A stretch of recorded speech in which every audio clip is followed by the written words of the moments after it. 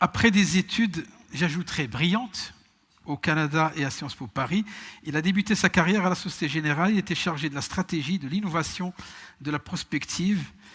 On l'appelle aussi digital évangéliste au sein de Blue Age, une structure dans laquelle il se consacre à l'évolution de l'AI, des technologies disruptives et de la blockchain.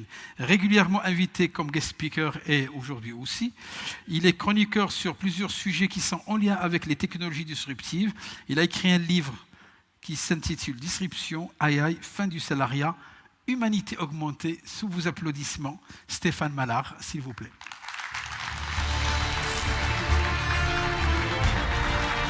Merci beaucoup, merci pour cet accueil. Bonjour à tous, et puis d'abord, merci vraiment de m'accueillir. Je suis super content de m'être levé à 4h ce matin pour être avec vous, parce que je dois dire qu'on est super bien accueillis, et puis ce que j'ai entendu ce matin comme débat, je peux vous dire que c'est un débat de très très haute qualité. Alors on va continuer à parler de disruption, à parler de technologie, à parler de digital, mais juste avant de commencer, je voulais savoir parmi vous, qui avait entendu le mot disruption il y a 2 ans, à peu près? N'en faites pas, je vais faire venir personne sur scène. Ok, qui a entendu le mot disruption l'an dernier? Ok, qui en a entendu juste parler cette année du mot disruption? Ah, alors vous voyez, en fait, c'est normal, parce que le mot disruption, c'est la période dans laquelle on entre en ce moment. C'est pour ça que tout le monde nous parle que de disruption ces temps-ci, parce que tout converge, à la fois les technologies, les mentalités, nos manières de faire, nos usages, pour nous faire entrer dans cette période de disruption. Qui maintenant, parmi vous, connaît la différence entre une révolution, on nous parle de révolution digitale, et une disruption? Qui connaît la différence entre les deux? Alors c'est très simple, j'ai entendu des bonnes réponses aussi tout à l'heure dans le débat. Dans une révolution, c'est lorsque vous avez un système, alors prenez un système au sens large, politique, technologique, ce que vous voulez, qui simplement est arrivé à maturité, que les forces extérieures font tomber, tout simplement parce qu'il est plus soutenable. Dans une disruption, en revanche, vous avez toujours un système qui peut encore tenir, pensez aux taxis par exemple, mais qu'on va forcer à devenir obsolètes dans leur manière de faire en utilisant la technologie. C'est ça, cette période de disruption dans laquelle on entre. Alors on parle beaucoup de technologie disruptive aujourd'hui, mais comme je vous le disais, ça concerne absolument tout ce qui nous entoure. Nos manières de faire, de penser, de communiquer, même les responsables politiques parlent de politique disruptive en ce moment. Cette période de disruption, elle arrive en ce moment parce qu'on a des technologies très matures et en particulier l'intelligence artificielle. C'est de ça dont je vais beaucoup vous parler aujourd'hui. Qui a entendu parler d'intelligence artificielle ici ? Ok, qui a entendu parler de deep learning? Ok, qui a compris comment ça marche? Je vous rassure, il n'y a absolument rien de compliqué à propos de l'intelligence artificielle. En fait, pensez que c'est comme avec l'arrivée d'Internet. Souvenez-vous, au départ, c'était un sujet technologique.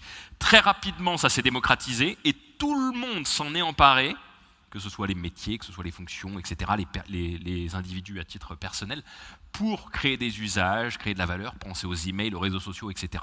Ça va être la même chose avec l'arrivée de l'intelligence artificielle. Il y en aura partout, tout autour de nous, dans tous les logiciels, tous les objets électroniques, etc. Et on va l'utiliser en permanence pour créer de la valeur et pour inventer de nouveaux usages, peu importe notre background, qu'on soit informaticien, technicien ou pas. Et surtout, ce qu'il faut comprendre, c'est que c'est un sujet qui est très simple, dont on peut s'emparer assez facilement. Qui a entendu parler de reinforcement learning parmi vous? Ah, alors vous allez voir, après le deep learning, cette année, on va beaucoup vous parler de reinforcement learning. C'est la nouvelle tendance en intelligence artificielle qui donne de très très bons résultats. Autre question, et après j'arrête de vous embêter. Qui a peur de perdre son job avec l'arrivée de l'intelligence artificielle? Bon, ça risque de changer après ma présentation. Évidemment, j'ai fait exprès de vous poser cette question parce que dès qu'on nous parle d'intelligence artificielle en ce moment, dès qu'on ouvre la presse, le premier truc qu'on lit, c'est « les machines vont prendre votre job ». C'est pas forcément faux, mais gardez en tête qu'il n'y a rien de nouveau par rapport à toutes les technologies, les outils, les techniques. On est simplement en train de faire des gains de productivité considérables dans tous les secteurs qui vont tout changer. On va remplacer des jobs, mais on va aussi en recréer énormément d'autres qu'on ne connaît pas forcément encore. Peut-être pas dans les mêmes proportions, mais gardez en tête, quand on parle d'intelligence artificielle, que ça crée de la valeur à un niveau considérable pour l'humanité. Pensez aux maladies qu'on va guérir très très vite en accélérant la recherche, pensez aux vies qu'on va sauver sur les routes avec les voitures synchronisées, etc. Alors pour comprendre très simplement ce que c'est que l'intelligence artificielle, dites-vous juste qu'on inverse totalement l'approche de l'informatique traditionnelle. Vous savez tous que les logiciels, en fait, jusqu'à aujourd'hui, ils étaient juste programmés avec des règles fixes. Sauf que l'intelligence, vous savez aussi tous que c'est pas ça. C'est d'ailleurs ça notre différence, nous les êtres humains, avec la plupart des mammifères. Regardez les mammifères à la naissance. Prenez, moi j'aime bien le bébé girafe. Si vous regardez les vidéos de bébé girafe, c'est fascinant. Le bébé girafe, à la naissance, il sait déjà tout faire. Il sait marcher, il sait se déplacer, il sait tenir debout. Alors pas très bien, il s'améliore un peu, mais il va rien faire d'autre de sa vie, le bébé girafe. Nous les humains, c'est l'inverse. À la naissance, on ne sait rien faire parce qu'on a une période d'apprentissage. Autrement dit, on a des algorithmes d'apprentissage dans le cerveau qui nous permettent d'apprendre à faire des choses dont on dit qu'elles relèvent de l'intelligence, qui vont faire qu'on va être adapté à notre environnement. Eh bien, c'est exactement ça l'intelligence artificielle. Avant, on faisait de l'informatique programmée comme les mammifères qui naissent et qui savent déjà tout faire à la naissance. Maintenant, on fait de l'informatique entraînée. On crée des logiciels qu'on va éduquer avec des données pour atteindre des objectifs. Toutes nos fonctions cognitives, c'est-à-dire tout ce qu'on fait avec nos cerveaux, sont en ce moment en train d'être modélisées par des algorithmes d'intelligence artificielle. Si vous connaissez le deep learning, c'est la capacité à voir, à reconnaître notre environnement. Comment ça marche le deep learning? On donne plein de photos, par exemple, à un algorithme, et on le supervise. On va lui dire ce qu'il y a sur les photos. On va lui dire là c'est telle personne ou là c'est une girafe. Et plus on lui donne de photos, plus l'algorithme se calibre pour apprendre à reconnaître ce qu'il y a sur les photos. Techniquement, comment ça marche? C'est très simple. C'est comme nous, quand on est devant un poster. Vous savez, lorsqu'on est devant un poster très très proche, on n'arrive pas à reconnaître ce qu'il y a sur le poster. On voit juste des pixels. Mais quand on recule, là on commence à voir les contours, les formes, les couleurs, et là on est capable de reconnaître ce qu'il y a sur le poster. Et bien, le deep learning fonctionne de la même manière. Ça part des pixels, le niveau le plus bas dans les données, et ça monte en niveau d'abstraction pour reconnaître s'il y a des chiens, des chats, des gens, etc. sur des photos. Le deep learning donne la vue aux machines. Et là où c'est stupéfiant, c'est que les algorithmes de deep learning commencent déjà à dépasser les êtres humains sur la vue. On a des algorithmes aujourd'hui capables de reconnaître des cancers sur de l'imagerie médicale, là où les médecins sont incapables de les reconnaître. Vous voyez que c'est une excellente nouvelle de se faire dépasser en tant qu'être humain sur notre intelligence, sur ce type de capacité. D'autres fonctions cognitives sont aussi en train d'être modélisées. Le langage, par exemple. Vous avez entendu parler des chatbots. Tout le monde a entendu parler des chatbots, j'imagine. Alors les chatbots, vous êtes d'accord avec moi, là on n'est pas au même niveau de performance que les êtres humains sur le langage. Un chatbot, c'est très difficile pour qu'ils vous comprennent et qu'ils soient pertinents. C'est normal. On modélise toutes nos fonctions cognitives, mais on n'a pas le même niveau de performance sur toutes. On utilise aujourd'hui aussi, maintenant qu'on a des algorithmes deep learning qui reconnaissent l'environnement, des algorithmes de reinforcement learning, ceux dont vous allez beaucoup entendre parler, capables d'atteindre des objectifs dans cet environnement visuel. Vous avez peut-être vu ça, vous savez, c'est avec ça qu'on entraîne les machines à jouer à des jeux vidéo. Super Mario, par exemple. Et par essai-erreur, on laisse la machine s'entraîner des centaines de milliers de fois. Et lorsque la machine joue correctement, on renforce son algorithme. Et lorsqu'elle joue mal, on la punit, comme avec un enfant. Et plus l'algorithme joue, plus il apprend à être excellent aux jeux vidéo, Super Mario par exemple. Tout le monde a suivi que l'an dernier, Google a réussi à battre le meilleur joueur de Go au monde avec son intelligence artificielle. Vous avez tous vu ça dans la presse. Vous savez déjà, ça c'est exceptionnel. Parce que tous les experts informaticiens et les experts en Go pensaient qu'on n'y arriverait pas avant au moins 40 ou 50 ans. En fait, tous les experts se sont plantés, et c'est souvent le cas sur les sujets technologiques, parce qu'une expertise, ça aveugle. Ce qu'il faut savoir, c'est que Google, ils ont utilisé ce que je viens d'évoquer, le reinforcement learning. Ils ont nourri leur algorithme d'intelligence artificielle avec les parties des meilleurs joueurs de Go au monde, pour que l'algorithme apprenne à développer l'intuition des meilleurs joueurs, par entraînement, encore une fois, ce n'est pas programmé. Et ensuite, ils l'ont fait s'entraîner contre elle-même, l'intelligence artificielle, pour qu'elle se challenge et qu'elle devienne excellente. C'est comme ça qu'elle a battu le meilleur joueur au monde. Mais s'il y en a qui se souviennent de la finale, c'est comme un match de foot. Vous savez, il y a un commentateur qui commentait chaque mouvement du jeu. Et à un moment, je ne sais pas si vous vous souvenez, il y a un commentateur qui dit « Ah non, mais là, la machine, elle va perdre, c'est nul ce qu'elle a fait, ça n'a aucun sens. » En fait, c'était comme au foot, la passe décisive. C'était le mouvement décisif qui a permis de gagner au jeu de Go. Mais ce qui s'est passé, c'est que ni les informaticiens ni les experts de Go n'ont pu comprendre pourquoi la machine a joué comme ça. Qu'est-ce que ça veut dire? Ça veut dire que l'algorithme a tellement été calibré qu'il a découvert une nouvelle manière de jouer au Go. Ça a l'air d'être rien parce que c'est un jeu, le Go. Mais ce que ça veut dire, c'est que les algorithmes commencent à produire de la connaissance. Et vous allez voir que ça va tout changer dans le monde dans lequel on va arriver. Les Google Cars, c'est pareil.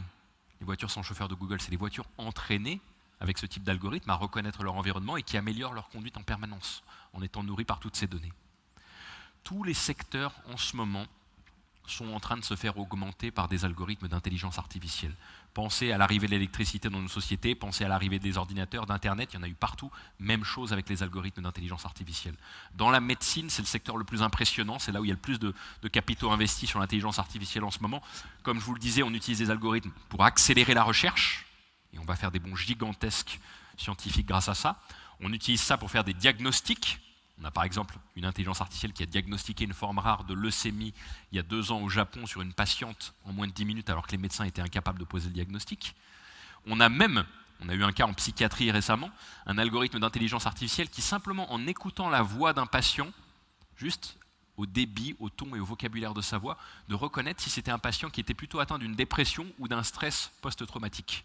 Ça, un psychiatre n'est pas capable de le faire. Il faut faire un diagnostic complet, avec plein d'étapes, etc. Là, juste avec la voix, l'algorithme a déduit ça.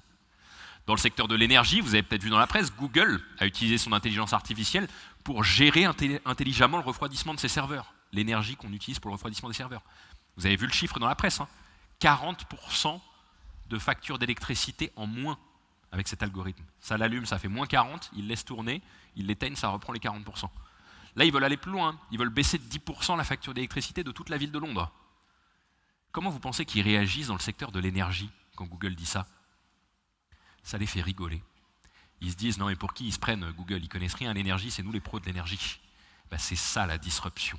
Ça suscite toujours le mépris des professionnels concernés par la disruption. J'entendais ça à la table ronde juste avant, c'est très juste ce qui a été dit, on ne peut pas l'anticiper et justement ça ne vient jamais des experts concernés. C'est ça le problème de la disruption.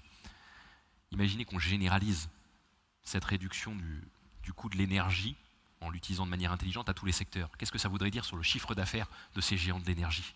C'est une grosse disruption pour eux, entre autres. Dans le secteur du droit aussi, on utilise des algorithmes pour faire la relecture de contrats sur des prêts commerciaux. Il y a JP Morgan, vous avez vu aussi le chiffre dans la presse, 360 000 heures de travail d'avocat effectuées en un peu plus d'une seconde avec son intelligence artificielle. Ça, c'est pas une blague, c'est des vrais gains de productivité. Alors évidemment, là, je vous donne les trucs les plus impressionnants qu'on fait en ce moment, tous ceux que vous voyez dans la presse tous les jours. Mais là où je veux en venir, c'est qu'il va falloir s'y habituer. Parce que tous les secteurs, sans exception, sont en train de se faire augmenter par l'intelligence artificielle. Et ce type de performance, on va en voir tous les jours dans la presse, dans tous les secteurs, ça nous surprendra bientôt même plus. Même notre créativité d'être humain commence à être modélisée dans des algorithmes en ce moment. Vous savez, la créativité, en fait, c'est simple. C'est juste rapprocher des éléments qui n'ont pas été rapprochés avant. Prenez des notes de musique les unes derrière les autres, ça vous fait une belle mélodie. Et le génie de l'artiste, c'est justement d'avoir une fonction d'évaluation dans le cerveau qui fait qu'il sait que lorsqu'il rapproche des trucs qui ont de la valeur ensemble, c'est beau. Et aujourd'hui, on utilise ces algorithmes pour jeter des hypothèses dans les données, tenter de rapprocher des bouts de données, que ce soit de la musique, des couleurs, des formes, et voir si ça a de la valeur ensemble. C'est comme ça qu'on compose de la musique artificiellement, c'est comme ça qu'on compose des peintures, des images, soit dans le style des plus grands peintres, soit de manière un peu abstraite, originale, et qu'on compose aussi de la littérature artificielle. Alors c'est le début, c'est pas des prix Nobel, c'est pas des grands classiques encore, mais ça va très très vite. Parce que ce qu'on ne voit pas, avec l'arrivée de toutes ces technologies disruptives, c'est qu'on vit dans un monde qui s'accélère à un rythme exponentiel. Mais notre cerveau d'être humain, il cherche la stabilité en permanence. Il essaie de chercher des repères stables dans tout ce qu'il voit. Ce qui veut dire que l'accélération est devenue notre nouvelle norme, mais on y voit une forme de stabilité, et du coup on ne voit pas à quel point ça va vite. On n'est même plus surpris lorsque, regardez, tous nos logiciels sur nos smartphones se mettent à jour tous les jours et ont des nouvelles fonctionnalités. Un jour, on va être en train de conduire et notre GPS va avoir une nouvelle fonctionnalité. On va se dire, ah bah tiens, il fait ça aujourd'hui. Et hop, ça nous semble normal, ça nous semble acquis. On ne se rend même plus compte à tel point ça va vite. À quel point ça va vite, toutes ces nouvelles technologies. Ce qui va être surprenant dans les prochaines années, c'est que ces algorithmes d'intelligence artificielle, je vous l'ai dit, vont être absolument partout. Mais ils vont nous montrer, alors ça, il y a beaucoup de gens parmi nous qui ne vont pas l'accepter. Ils vont nous montrer, ils vont nous prouver que nous, les êtres humains, on est beaucoup plus prévisibles qu'on le pense. Est-ce qu'il y en a parmi vous, qui a des enfants parmi vous? Qui connaît le test du chamallow? Si vous le connaissez, je ne vous le raconte pas. Mais... alors, test du chamallow. Ah, test du chamallow. Je suis sûr que vous avez peut-être vu des images de ça. Si vous n'avez pas vu, je vous encourage à aller voir des vidéos sur YouTube, c'est super drôle. C'est un test qui est assez controversé parce qu'il marche très très bien, il donne de très bons résultats, et qui cherche à savoir si vos enfants vont réussir dans la vie. C'est un test qui a été créé par Stanford dans les années 70, répliqué en double aveugle, très très sérieux. Comment ça marche? On met des enfants dans une pièce, entre 4 et 10 ans, seuls avec un chamallow. Alors un chamallow, c'est un truc super pour les enfants. On les laisse 20 minutes, et le chercheur qui fait l'expérience dit aux enfants, tu as deux choix. Je vais revenir dans 20 minutes, soit tu manges le chamallow, soit tu attends, et si tu m'as attendu, si tu n'as pas mangé le chamallow, je t'en donne un deuxième. En gros, on va tester le self-control des enfants. Je suis sûr qu'il y en a qui se souviennent, qui ont déjà vu ces images. Alors, regardez les vidéos sur YouTube, c'est trop drôle. Il y a des enfants pour qui c'est super facile. Premier de la classe, ils ne vont pas toucher le chamallow, ils en auront un deuxième, sans problème. Il y en a pour qui ça va être une torture. Ils vont attraper le truc, ils vont le mettre dans la bouche, ils vont le reposer, ils vont se cacher les yeux. Enfin bref, trop drôle les enfants. Ce qu'on fait après, c'est qu'on sépare les enfants en deux groupes. Ceux qui n'ont pas réussi à tenir et qui ont mangé le chamallow tout de suite, et ceux qui ont réussi à tenir et qui en ont eu deux. Et on va ensuite suivre ces enfants sur le moyen long terme. C'est des études pour savoir s'ils réussissent dans la vie, donc il faut voir comment ils réussissent sur plusieurs années. Et après, on va noter plein de variables, plein d'indicateurs pour voir si c'est une vraie réussite. On va noter des choses comme les résultats scolaires, la capacité à se donner des objectifs dans la vie, à maintenir ses objectifs, à ne pas prendre de drogue, à ne pas faire de délinquance, à nouer des relations avec les autres, à les maintenir, etc., etc. On peut ne pas être d'accord sur cette définition de réussite dans la vie, mais encore une fois, il y a eu plusieurs variantes. Ce dont on se rend compte, c'est assez intuitif, c'est que les enfants qui ont attendu pour avoir un deuxième chamallow, ils ont des niveaux de réussite dans la vie largement supérieurs à ceux qui n'ont pas réussi à attendre, qui ont été impulsifs et qui ont attrapé le chamallow tout de suite. Qu'est-ce que ça veut dire? Ça veut dire qu'en sciences sociales et en économie, etc., de manière générale, on sait depuis longtemps qu'il existe des corrélations entre des variables indirectes qui nous permettent de déduire certaines choses. Ce n'est pas un lien de cause à effet, c'est une corrélation. Avec un test aussi bête qu'un chamallow, on peut savoir si votre enfant va réussir selon ses critères dans la vie. Mais vous savez, ça, en fait, ça arrive tout le temps dans la vie. Un assureur, quand il vous fait remplir un formulaire, ce n'est pas ce que vous lui dites dans le formulaire qui l'intéresse. C'est de mettre ce que vous allez lui dire dans son modèle assurantiel pour déduire les choses que vous ne voulez pas lui dire. Pour ensuite vous proposer une assurance avec un prix, etc. Quand on écoute quelqu'un parler, qu'on rencontre pour la première fois, on va écouter son vocabulaire, son accent, sa manière de s'habiller, de parler, le débit, son niveau de fatigue, etc. Puis on va essayer de déduire des choses sur lui, savoir si on peut lui faire confiance, si on l'aime bien, etc. On cherche en permanence des corrélations indirectes. Et bien là où je veux en venir, c'est qu'avec l'arrivée des algorithmes d'intelligence artificielle qui seront connectés à tous nos logiciels dans les prochaines années, on va tous subir des tests du chamallow en permanence, en temps réel. C'est déjà le cas aujourd'hui. Facebook, par exemple, à l'heure à laquelle vous l'utilisez, à la fréquence à laquelle vous l'utilisez, à qui sont vos amis dessus, à ce que vous postez ou ne postez pas, etc., même au déplacement de votre souris sur l'écran, Facebook est capable de savoir, vous avez vu dans la presse, pour qui vous allez voter, et même d'influencer votre vote. Vous avez vu le scandale dans la presse. Ils sont capables de savoir quelle est votre humeur en temps réel, et ils peuvent influencer votre humeur. Ça aussi, ça a fait un scandale, en poussant des contenus sur votre page. Ils sont capables de savoir si vous avez un risque de suicide imminent, et ils ont sauvé des vies aux États-Unis comme ça, de jeunes qui étaient sur le point de se tuer. Et ils sont même capables maintenant de savoir si vous avez une forte probabilité de vous mettre en couple avec quelqu'un ou au contraire de vous séparer. Vous voyez ce que ça veut dire? On est assez prévisible et ces algorithmes sont en train de nous le prouver. Peut-être pas sur tout, mais en tout cas sur pas mal de choses. Je vous donne un autre exemple. Les banques, vous savez, les banques disent beaucoup en ce moment qu'elles ont beaucoup de données sur leurs clients, etc., qu'elles peuvent traiter toutes ces données pour apprendre des choses sur leurs clients et créer de nouveaux produits. Eh bien, Google, ou n'importe quel géant de l'Internet ou des smartphones, juste avec la variable GPS de votre smartphone, ils savent où vous habitez, ils savent où vous vous déplacez, à quelle fréquence, qui vous croisez, etc. Et donc, avec le bon modèle d'intelligence artificielle, peuvent converger vers les données qu'ils n'ont pas sur vous, mais que la banque a, c'est-à-dire combien vous gagnez, votre pouvoir d'achat, ce que vous allez dépenser, où vous allez aller en vacances, etc. Vous voyez, on déduit indirectement tout ça. On va utiliser ces algorithmes pour déduire en permanence des choses sur nos comportements. Et il y en a partout.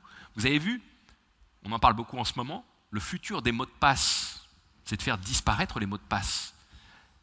Vous savez que juste à la manière dont vous sortez votre téléphone de votre poche, on est capable avec le bon algorithme de savoir si c'est bien vous qui l'avez sorti.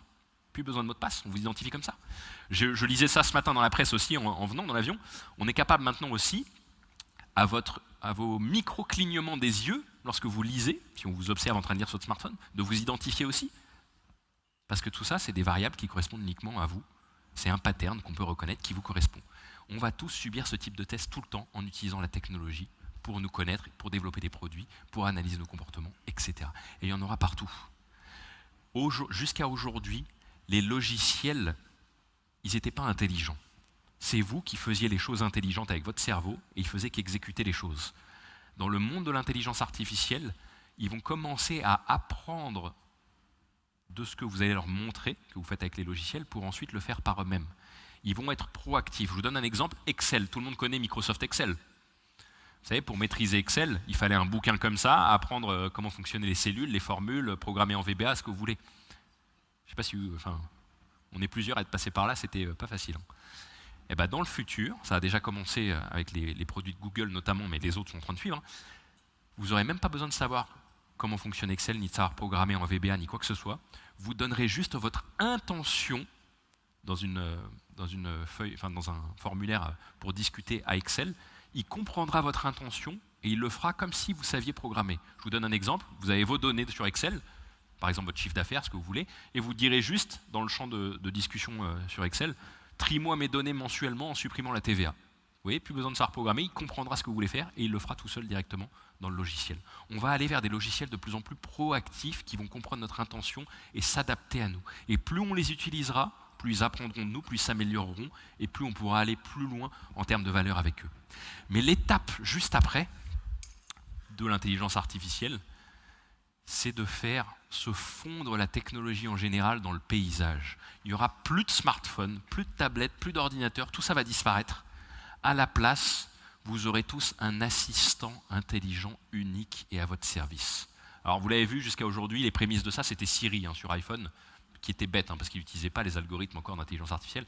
Mais à l'avenir, ce qui va remplacer votre smartphone, ce sera un assistant intelligent qui va chercher à capter toutes les données que vous allez générer et que vous voudrez bien lui donner, et puis ce que je vous disais avant, qui va déduire des choses indirectement sur vous. Mais cet assistant intelligent, il finira par tellement vous connaître, à force d'interagir avec lui, qu'il connaîtra votre personnalité, votre santé, votre humeur, vos amis, vos goûts, les endroits que vous fréquentez, etc. Mais il vous connaîtra tellement qu'il finira par devenir une copie parfaite de vous dans le monde digital qui va vous représenter dans vos interactions avec l'extérieur. Je vous donne un exemple du monde d'hier, c'est le répondeur téléphonique. Le répondeur téléphonique, il vous représentait pour faire une seule tâche très simple, c'était prendre un message pour vous. Et bien dans le monde de demain, votre assistant intelligent, il vous représentera pour faire plein de trucs intelligents. Prendre des rendez-vous, discuter avec vos amis, j'en sais rien, tout ce que vous pouvez imaginer faire aujourd'hui, il apprendra à le faire et il le fera en votre nom. Il n'y aura plus d'application, tout ça va disparaître, il y aura un point d'entrée, ce sera l'assistant intelligent. Cet assistant intelligent, ce sera votre banquier, votre médecin, votre avocat, votre conseiller, votre expert comptable, toutes les expertises réunies en un seul point d'entrée. C'est exactement là-dessus que travaillent les géants de la tech. Les objets aussi vont être équipés d'assistants intelligents. Vous avez tous entendu parler d'Internet des objets.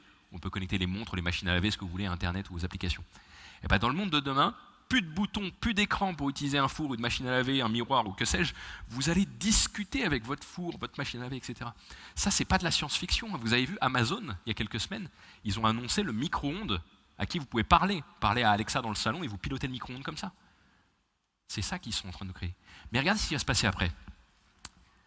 Ce qui va se passer après, et ça c'est très clair quand on regarde les brevets des géants de l'Internet américains et chinois, ça va être de faire comme avec Internet. Comme je vous le disais, Internet, c'est des machines bêtes qui communiquent, parce que vous faites les choses intelligentes.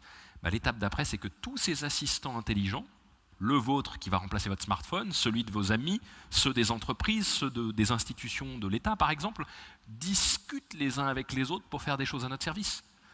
Moi j'aime bien cet exemple, mais votre assistant intelligent qui va remplacer votre smartphone, il va discuter directement avec celui de vos amis pour choisir la date pour organiser un dîner, se mettre d'accord sur le menu, éviter les allergies, tout ce que vous voulez, mais il va aussi discuter avec celui de votre frigo pour vérifier s'il reste des choses dans le frigo, ce qui manque, et commander automatiquement sur Internet ce qui manque. On aura un écosystème comme Internet avec des assistants intelligents qui font des choses avec des fonctions cognitives pour nous, à notre service. Ça ne va pas se faire du jour au lendemain, évidemment. Dans un premier temps, vous avez vu Siri, on ne leur fait pas confiance. Cet assistant, il va apprendre de vos habitudes. Il va remarquer par exemple que tous les X jours, vous recommandez du lait ou du café. Donc il va le remarquer, l'apprendre, et il va vous dire, tiens, au fait, j'ai vu que tu manquais de lait ou de café, est-ce que tu veux que j'en commande pour toi? Puis vous allez vous dire, ah bah tiens, il a souvent raison, mon assistant intelligent. Donc vous allez lui dire, ok, vas-y, fais-le. Puis ensuite, vous irez vérifier qu'il l'a bien fait.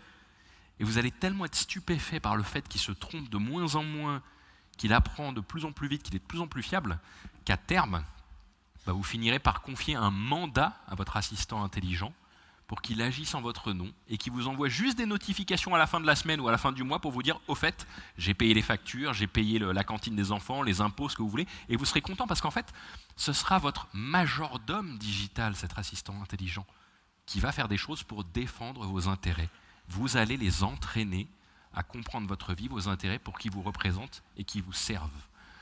On sera obligé d'avoir ce type d'assistant intelligent parce que si ceux qui nous les construisent ne cherchent pas à défendre nos intérêts, s'ils essaient de nous manipuler par exemple, ça sera de la place pour des startups en face, pour dire je fais exactement le même produit, mais qui défend vraiment les intérêts de l'utilisateur. C'est ça qui est beau avec le digital, c'est qu'on est obligé de converger vers l'intérêt de l'utilisateur. Et c'est des espaces pour des entrepreneurs.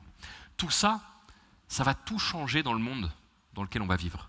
Parce que vous savez déjà que dans le monde d'aujourd'hui, avec Internet, la connaissance n'a plus aucune valeur économique. Pourquoi? Tout simplement parce qu'elle est disponible en abondance. Ce qui a de la valeur dans le monde d'aujourd'hui, plus pour longtemps, c'est le traitement de la connaissance, autrement dit l'expertise. Ça ne sert à rien d'avoir la connaissance médicale ou juridique ou comptable en ligne. Si vous n'êtes pas médecin, avocat ou comptable, vous ne pouvez pas la comprendre, ça ne vous sert à rien. Puis en plus, ça agace votre médecin si vous allez sur Wikipédia ou Doctissimo ou que sais-je. Donc l'expertise a de la valeur. Ça coûte très cher l'expertise. Ça nécessite de l'intelligence, de l'éducation, de la formation, etc., d'expérience, c'est très cher.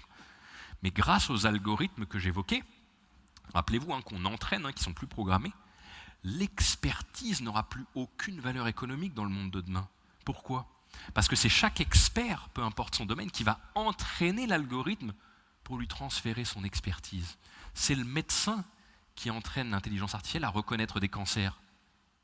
Puis ensuite, elle rattrape le niveau de performance du médecin et elle le dépasse. Ce qui est génial, ça va sauver plein de vies. C'est l'avocat qui entraîne l'intelligence artificielle à choisir des arguments pour une plaidoirie, à les sélectionner, à les trier, à mettre des probabilités de raisonnement d'un juge, etc. C'est même le programmeur, vous avez dû voir ça dans la presse, qui entraîne l'intelligence artificielle à rédiger son propre code. Vous avez vu, tout le monde connaît GitHub. Tout le monde connaît GitHub. Vous avez vu le patron de GitHub, ce qu'il a déclaré. Le futur du code, c'est plus de code du tout. En fait, le langage informatique de demain, ce sera le langage humain. On va parler aux machines et elles comprendront l'intention pour se coder elles-mêmes. On a des intelligences artificielles qui génèrent leur propre code et leurs propres intelligences artificielles déjà aujourd'hui. Donc vous voyez, chaque expert transfère son expertise. Et ça, c'est une excellente nouvelle. Parce qu'en fait, on n'est pas si bon que ça en expertise, les êtres humains. On l'a tous vu, dans n'importe quel domaine où on a besoin d'une expertise, quand vous voyez 3 experts, ils ont 3 avis différents. Ce qui n'est pas normal sur une expertise. Là, on va faire converger le niveau d'expertise sur chaque domaine avec ces algorithmes. Qu'est-ce qui restera pour se différencier dans le business?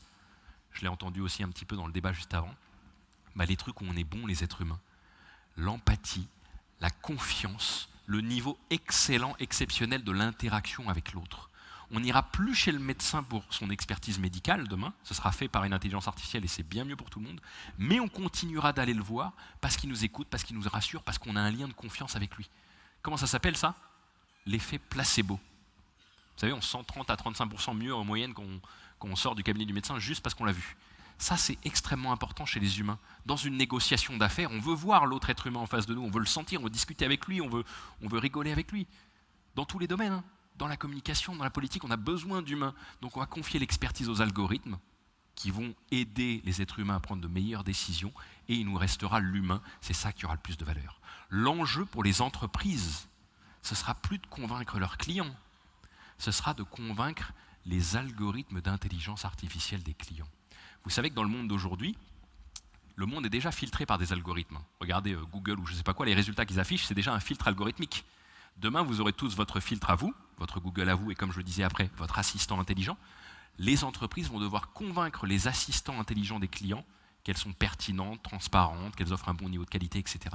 C'est votre filtre à vous, qui va remplacer votre smartphone, qui fera la shortlist des entreprises avec qui vous allez vouloir interagir.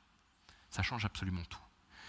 Comme je vous le disais, la difficulté dans ce monde de disruption, c'est que ça attaque déjà tous les secteurs, mais surtout, les experts eux-mêmes ont énormément de mal à voir venir leur propre disruption. Ça vient toujours de l'extérieur. Regardez, lorsque Mark Zuckerberg, le patron de Facebook, a dit qu'avec l'intelligence artificielle, on pourrait guérir toutes les maladies avant la fin du siècle.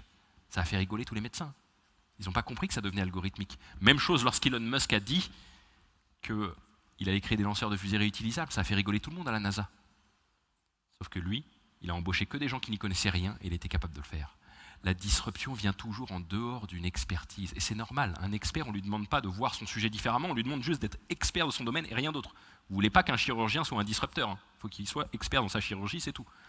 Par contre, la bonne nouvelle, c'est que comme on est tous experts de quelque chose, on peut plus facilement s'amuser à disrupter une autre expertise que la nôtre. On a beaucoup plus de chances de s'amuser à la disrupter. Parce que la seule solution dans le monde dans lequel on vient, avec l'intelligence artificielle, c'est de se disrupter soi-même. Là aussi, je l'ai entendu sur la table ronde sur le core business, ça a été très bien dit. Ça n'est plus d'essayer de mieux faire son métier avec le digital, les outils, la technologie. C'est de commencer par se demander où se déplace la valeur du core business de son métier. Et ensuite d'intégrer de la technologie. L'erreur à ne pas faire, c'est celle de Kodak. Vous vous souvenez tous de Kodak? Ils imprimaient des photos, c'était des chimistes. Lorsque le numérique est arrivé, qu'ils avaient inventé mais qu'ils n'ont pas vu venir, ils se sont dit génial. Les gens vont prendre plein de photos, on va en imprimer plein, on va faire fortune. Ils ont même créé un use case à l'époque, c'était venez avec la carte mémoire en magasin et on les imprime pour vous les photos. Jamais ils auraient imaginé que les gens arrêteraient d'imprimer des photos et qu'ils iraient tous sur Instagram. C'est Kodak qui aurait dû inventer Instagram. Regardez ce qu'a fait Netflix. Netflix a fait l'inverse. Netflix, au départ, ils envoyaient des DVD par la poste. Et ils se sont dit, le DVD, c'est mort. On va faire de la vidéo en ligne, maintenant on va faire du streaming. Ce qui était suicidaire à l'époque parce que ça gagnait beaucoup d'argent, Netflix, avec les DVD. Sauf que quand il a dit ça, le patron, il a été voir les actionnaires et il leur a dit non seulement on va faire de la vidéo en ligne, mais je vous annonce que la vidéo en ligne, ça vaudra 0. Ce sera une commodité. Alors là, ils ont fait une crise cardiaque. Parce qu'il leur a dit, le futur, déjà, la vidéo en ligne, tout le monde va en faire, hein, Amazon, etc., YouTube, ce que vous voulez. On va se différencier sur une expérience utilisateur exceptionnelle, avec un design parfait, un algorithme de recommandation avec de l'intelligence artificielle qui vous dit quoi regarder, et maintenant de la production de films, de séries, qui analyse les données pour savoir quoi produire qui va plaire aux gens. Vous voyez, on commence par se demander où se déplace la valeur. C'est ça que ça veut dire, se disrupter soi-même avant d'attendre de se faire disrupter. Et le dessin le résumait parfaitement, hein, juste avant. Faire exploser son corps business pour faire autre chose. Gardez en tête que la bonne nouvelle dans cette histoire, c'est que tout le monde est concerné par la disruption. C'est plus un secteur contre un autre, une industrie contre une autre, un métier contre un autre. C'est tous les secteurs, tous les métiers, toutes les industries, toutes les compétences, toutes les classes d'âge, tous les pays concernés en même temps. Ça veut dire qu'il y a des opportunités partout. Et alors vous, en plus, vous avez énormément de chance parce que vous allez pouvoir passer directement aux toutes dernières technologies par rapport à des pays qui sont équipés sur plein de technologies qui n'ont plus aucune valeur aujourd'hui, dont ils doivent sortir, etc. Vous allez pouvoir vous équiper des toutes dernières technologies. Je parle pour tous les pays en Afrique en général et en particulier pour vous. Vous avez cette chance de pouvoir accélérer et de pouvoir faire exactement ce qu'ont fait les pays asiatiques récemment, mais en beaucoup plus rapide avec toutes ces technologies qui arrivent et qui vont créer de la valeur absolument partout. Merci à tous pour votre attention et puis je suis à votre disposition pour discuter maintenant si vous voulez. Merci à tous.